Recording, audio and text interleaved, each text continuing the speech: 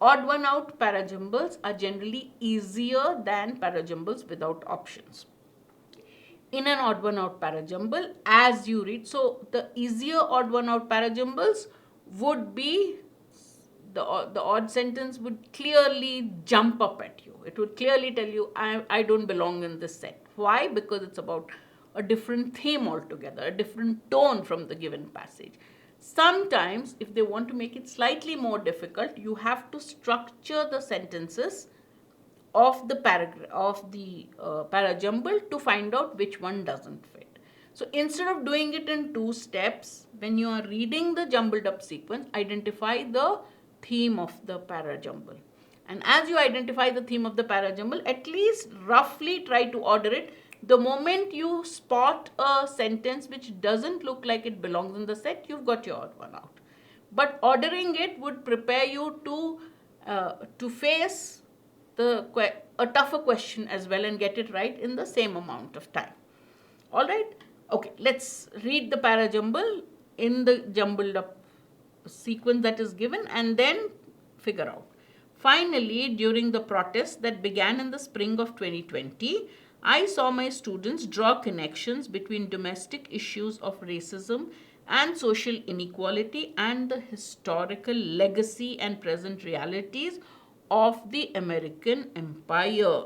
So she talks about a session with students drawing connection between domestic issues, racism, social equality, and the historical truth or legacy of the American Empire. All right.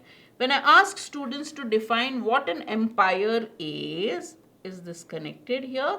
They typically picture Rome and the British Empire and not the United States. Here she's talking of the American Empire, and here she says students, when I ask them to talk about an empire, they talk about Rome and the British Empire, not the United States.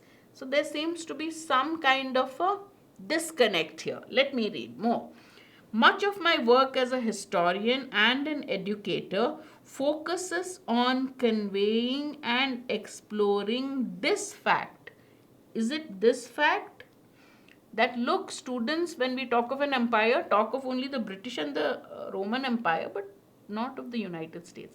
As a teacher, and an educator, I want to convey this fact that students don't normally do this and I want to explore it. Looks okay.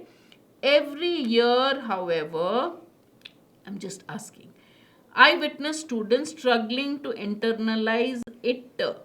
Imperialism, expansionism, and colonialism have been integral to every period of America's existence, including the present. All right.